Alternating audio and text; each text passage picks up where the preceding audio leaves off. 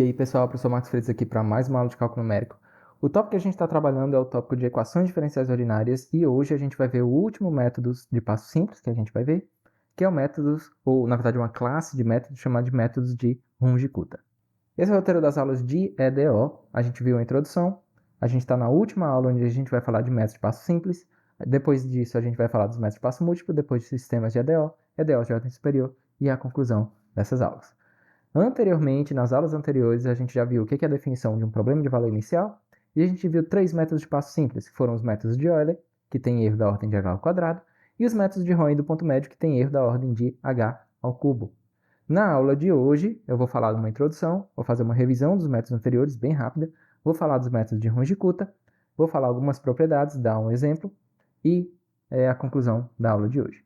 Então, o que a gente quer? A gente quer o seguinte, dado um problema de valor inicial, onde eu tenho uma EDO e um ponto inicial, x0 e y0, a gente quer descobrir uma sequência de pontos, onde essa sequência de pontos vai me dar uma aproximação para a função y de x.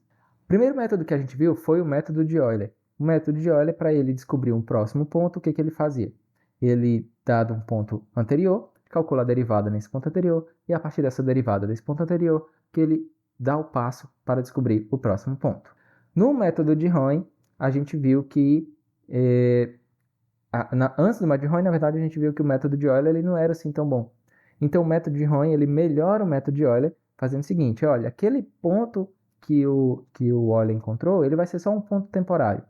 E aí, o que ele faz? Ele calcula essa derivada nesse ponto temporário, faz a média das duas derivadas, a derivada no ponto anterior e a derivada no ponto temporário, e essa média entre essas duas derivadas que ele utiliza para fazer, finalmente, o deslocamento do y3 para o y4.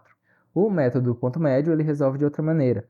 Ele utiliza a derivada no ponto inicial para andar até metade do caminho, calcula a derivada na metade do caminho, e é essa derivada na metade do caminho que vai utilizar para dar o deslocamento do y3 para o y4.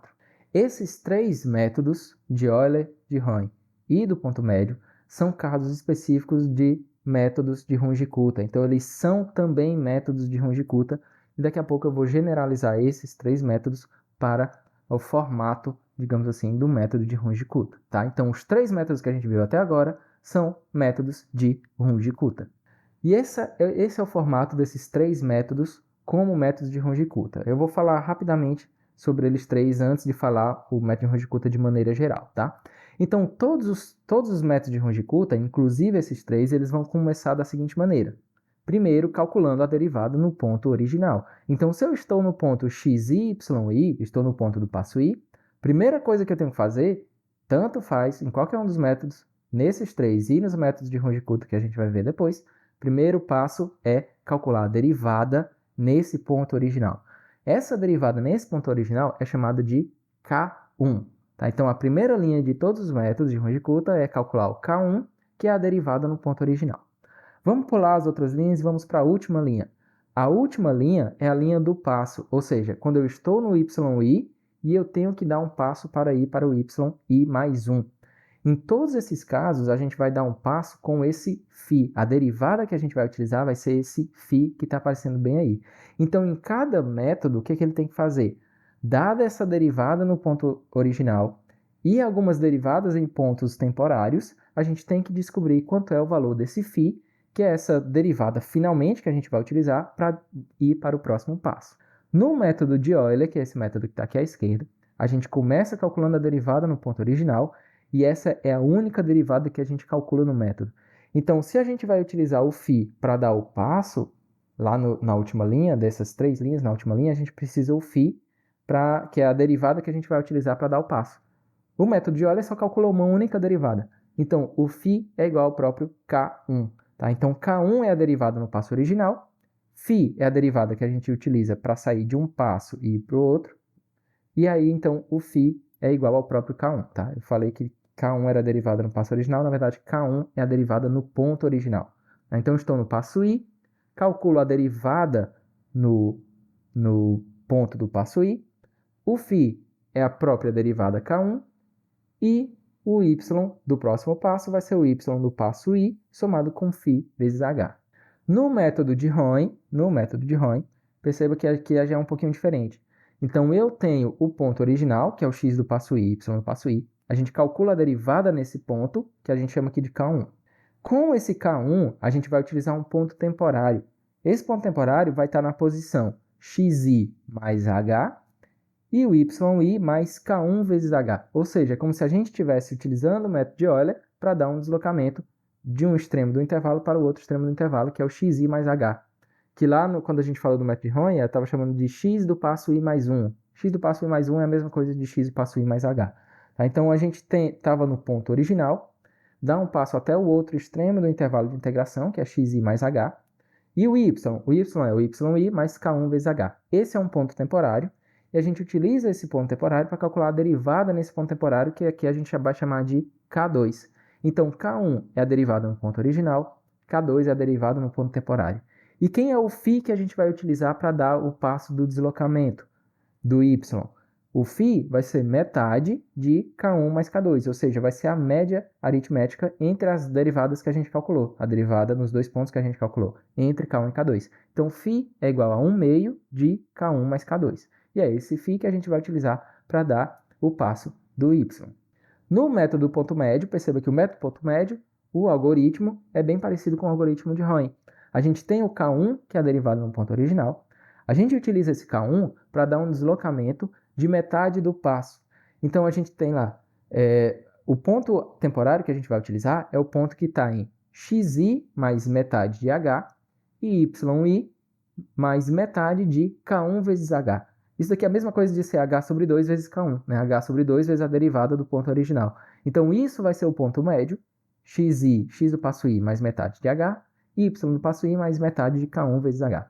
Esse ponto, que é o ponto médio, a gente vai calcular a derivada nesse ponto médio e vai chamar isso de K2.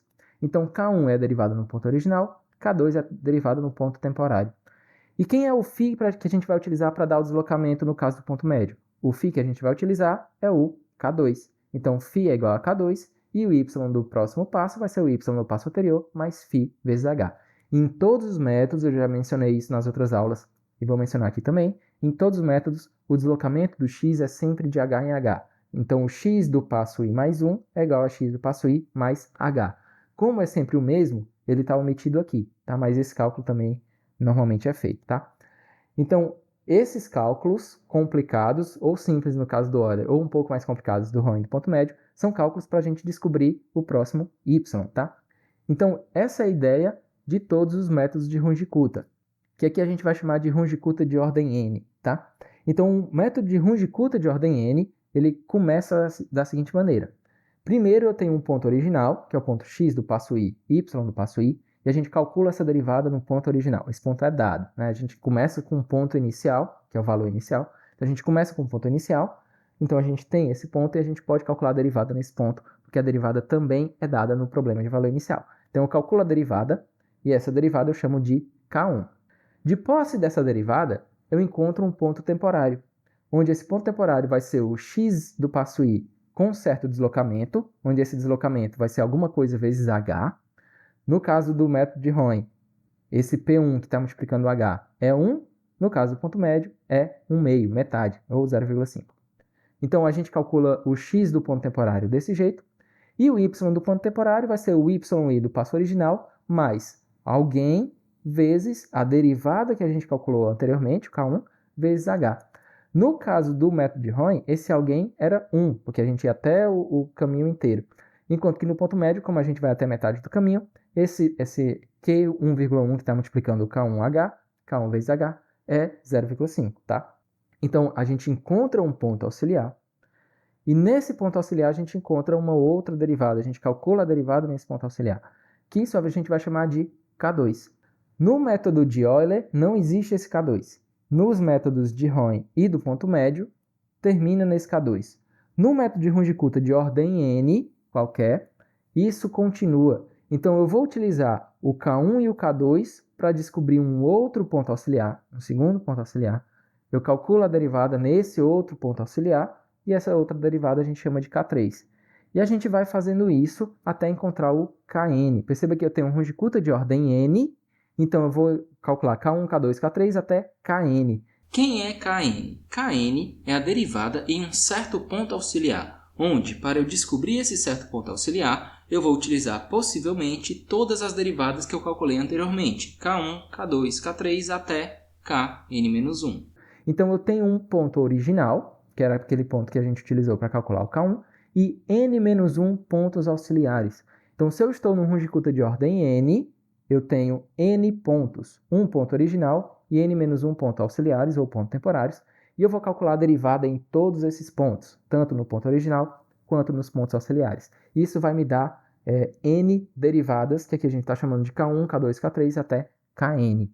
Com esses Ks, com os valores dessas derivadas, a gente calcula uma média ponderada. Tá? Então, a gente vai calcular uma média ponderada entre todas essas derivadas, K1, K2, K3 até Kn. No caso do método de Euler, não tem nem K2, nem K3, nem Kn, né? Só existe o K1, então φ é igual a K1. Nos casos do método de Roen e do ponto médio, só vai até K2. Então, no método de Roen, o que multiplica o K1 é 1 meio e o que multiplica o K2 é 1 meio. No caso do método do ponto médio, o que multiplica o K1 é 0 e o que multiplica o K2 é 1. Então, essa é a média ponderada das derivadas. E é essa média ponderada que a gente vai utilizar para calcular o próximo ponto. Então, a ideia de todos os métodos de Runge-Kutta é a mesma ideia. Eu vou ter um ponto original. A partir desse ponto original, eu calculo vários pontos auxiliares, calculo essas derivadas desses pontos auxiliares, depois eu calculo uma média ponderada dessas derivadas, e é essa média ponderada que a gente utiliza para dar o deslocamento para encontrar o próximo ponto. Então, todo método de Runge-Kutta, o difícil é calcular esse φ, que é as médias ponderadas das derivadas. Então, para isso, a gente precisa calcular as médias, esses pontos temporários, aliás. Mas todo método de Runge-Kutta ele termina com y do próximo passo é igual a y do passo anterior mais φ vezes h.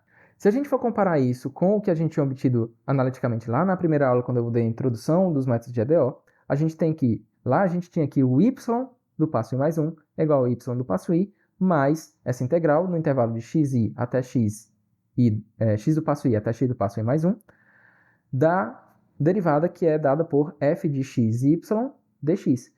Então, comparando essas duas aqui, a gente chega à seguinte conclusão, que aquele φ vezes h, ou seja, aquela média ponderada entre várias derivadas, entre derivadas calculadas em vários pontos, vezes h, é uma aproximação para essa integral. Então, tanto é que esses métodos de resolução de ADO, muitas vezes vocês podem se deparar com alguém chamando de método de integração. Você tem um problema de valor inicial, e alguém pergunta qual é o método de integração que você está utilizando. Por quê? Porque no final o que a gente quer é calcular essa integral. O método de Euler, vamos falar um pouquinho agora dos vários métodos. Então, o método de Euler é um método chamado de Runge-Kutta de ordem 1. Por que ele é Runge-Kutta de ordem 1? Porque ele só vai utilizar um ponto, que é justamente o ponto original. Ele tem erro da ordem de h ao quadrado. Então, o método de Euler, vendo como método de Runge-Kutta, é esse daqui. Eu calculo o K1, que é a derivada no ponto original, o φ vai ser o próprio K1, e o y do próximo passo vai ser o y do passo anterior mais φ vezes h. Os métodos de Roen e do ponto médio são chamados de Runge-Kuttas de ordem 2. Por que eles são Runge-Kutta de ordem 2? Porque eles têm dois pontos e calculam a derivada em dois pontos, tá? Esses dois pontos são um ponto original e um ponto auxiliar. Mas o algoritmo, perceba que o algoritmo é muito parecido dos dois. Eu tenho um ponto original, calculo a derivada nele. Essa derivada, que é a derivada K1, a gente vai utilizar para calcular um ponto temporário, calcula a derivada nesse ponto temporário, faz uma média ponderada entre essas duas derivadas que a gente calculou e utiliza essa média ponderada para poder fazer o deslocamento. Como eles são Runge-Kutta de ordem 2, eles vão utilizar dois pontos, um ponto original e um ponto temporário, e o erro dos Runge-Kutta de ordem 2 é da ordem de h ao cubo. Existem vários Runge-Kutta de ordem 3, e aqui eu estou trazendo dois deles.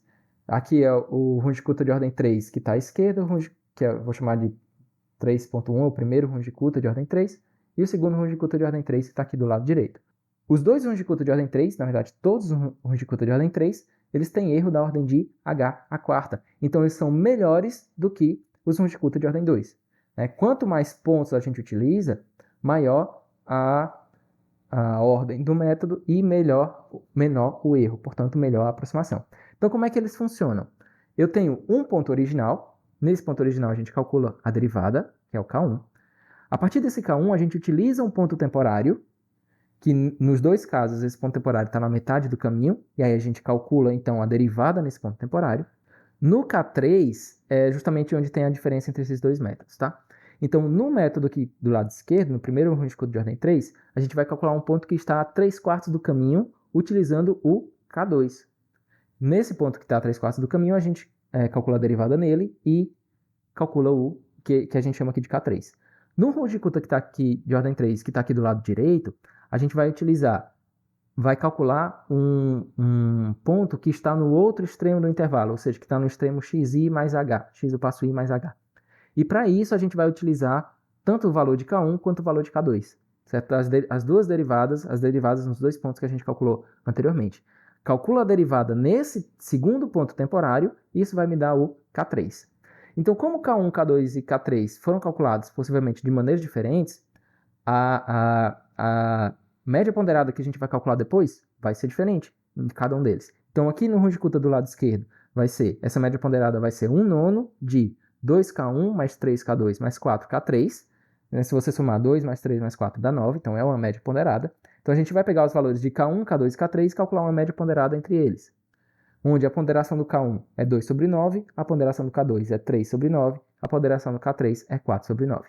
Nesse Runge-Kutta aqui do lado direito, a ponderação vai ser 1/6 de K1 mais 4K2 mais K3. Ou seja, o peso do K1 é 1/6, o peso do K2 é 4/6 e o peso do K3 é 1/6 também.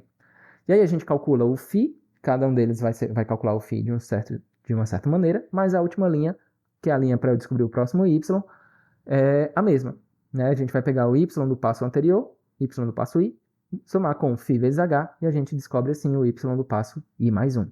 Então eu tenho aqui duas opções de Runge-Kutta de ordem 3, mas na verdade existem outras também.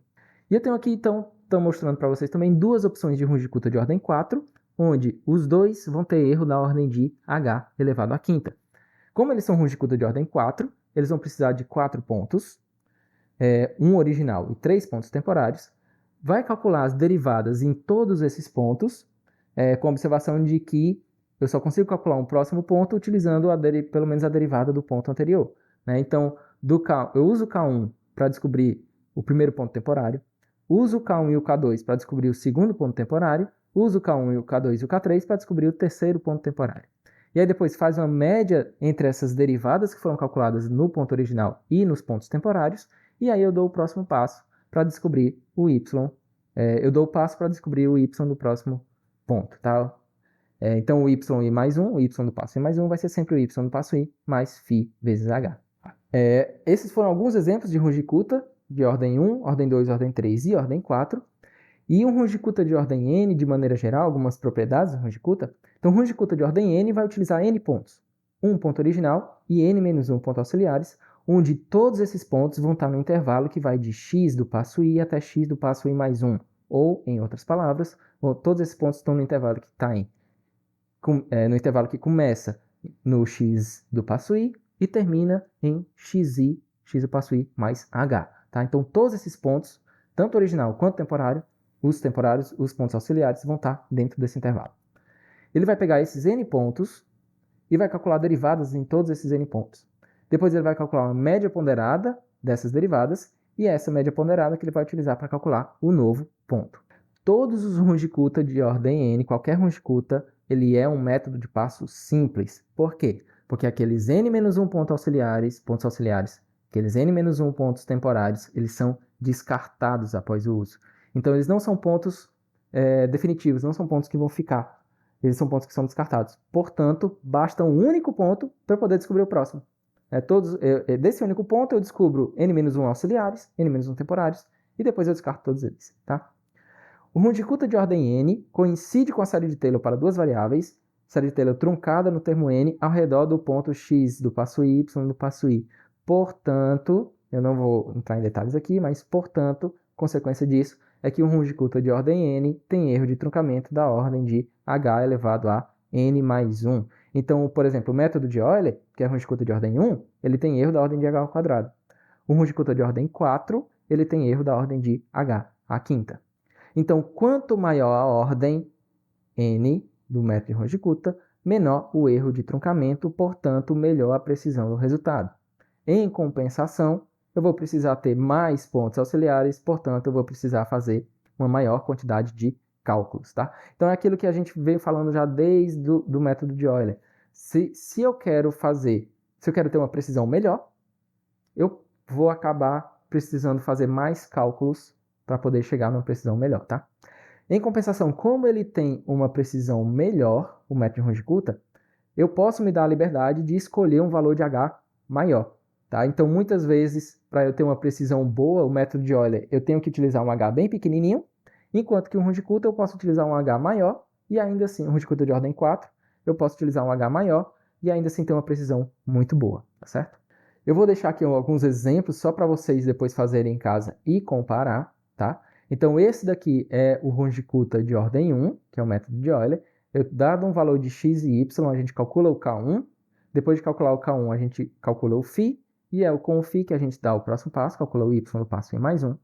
Esse é o método de Roy, que a gente já viu anteriormente, mas aqui é como se fosse utilizando o método de Runge-Kutta. Então, no passo i, eu tenho o x e o y. A gente calcula K1, que é a derivada do ponto x e yi. Com isso, a gente vai calcular um ponto temporário, que é o xi mais h, e yi mais K1 vezes h. Depois de calcular esse ponto temporário, a gente calcula o K2, que é a derivada no ponto temporário. Depois a gente calcula o φ, que é a média entre K1 e K2, e é com o φ que a gente vai descobrir o próximo y.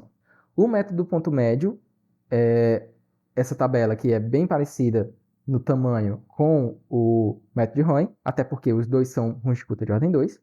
Então, a ideia é a mesma. Eu tenho um ponto. A partir desse ponto, a gente calcula o K1, que é a derivada nesse ponto. Do K1, de posse do K1 e do ponto original, a gente vai encontrar o ponto temporário que está na metade do caminho. Então, xi mais meio h, yi mais meio K1 vezes h. Nesse ponto temporário, a gente calcula o K2. E o φ vai ser igual ao próprio K2. De posse desse φ, a gente já pode utilizar o y do passo i para poder encontrar o y do passo i mais 1. Esse é um Runge-Kutta de ordem 3, que eu chamei aqui Runge-Kutta de ordem 3, o 1, que é aquele que estava do lado esquerdo, tá? Então, estou mostrando aqui a tabela para vocês verem e compararem depois com o que vocês fizerem. Então, eu tenho um ponto original. A partir desse ponto original, a gente calcula K1. Com esse K1, a gente calcula um primeiro ponto temporário e calcula o K2. Com esse K2, a gente calcula um segundo ponto temporário, calcula o K3. E depois calcula o φ como uma média ponderada entre K1, K2 e K3. E do φ, a gente utiliza o φ para poder descobrir o próximo y.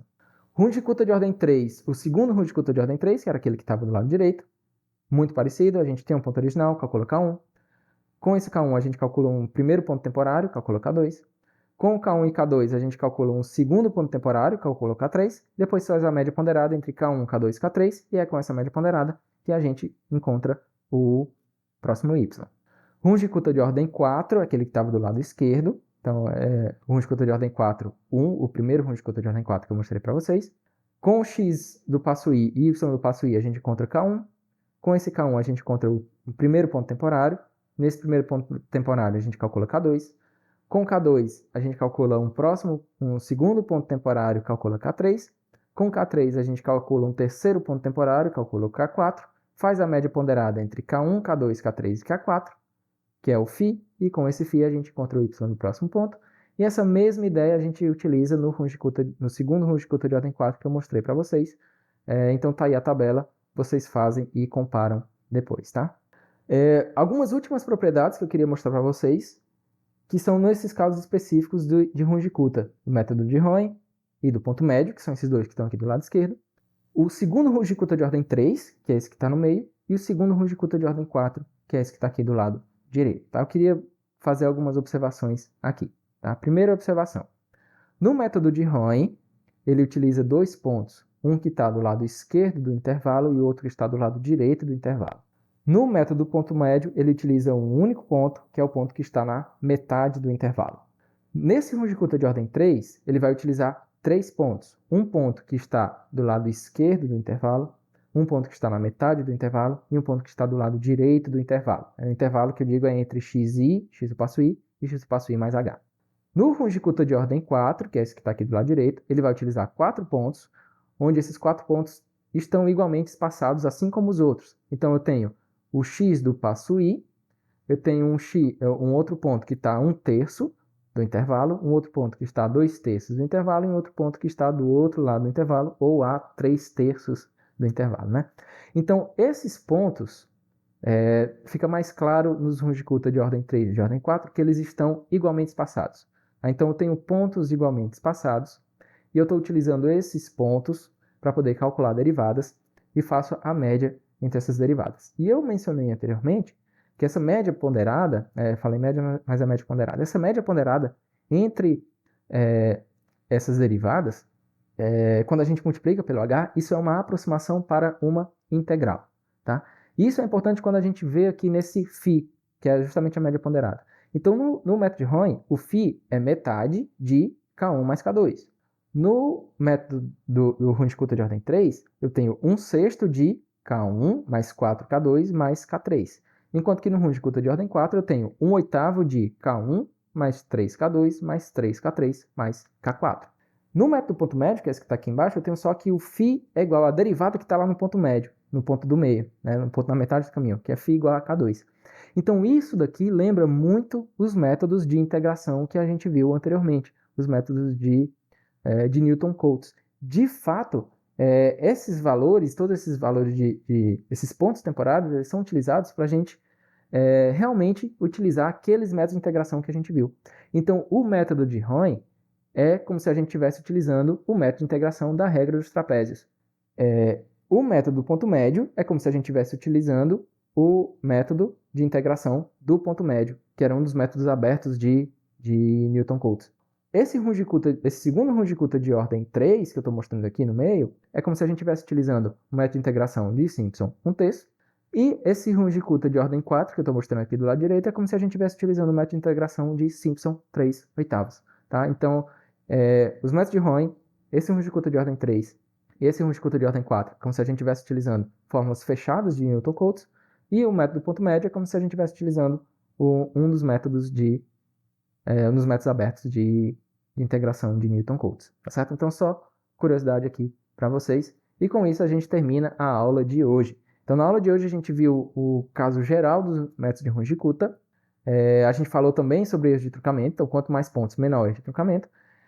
Isso vai me dar uma precisão melhor, porém eu preciso de um tempo de execução maior, porque eu tenho uma complexidade maior do algoritmo, né? Eu vou precisar de mais pontos para poder calcular as derivadas. Na próxima aula, a gente vai falar sobre o método de passo múltiplo. Então, a próxima aula vai ser a primeira aula dos métodos de passo múltiplo. Depois disso, depois da gente ver todos os métodos de passo múltiplo, a gente vai falar sobre sistemas de EDO e sobre EDOs de ordem superior. Obrigado por assistir, até a próxima. Valeu!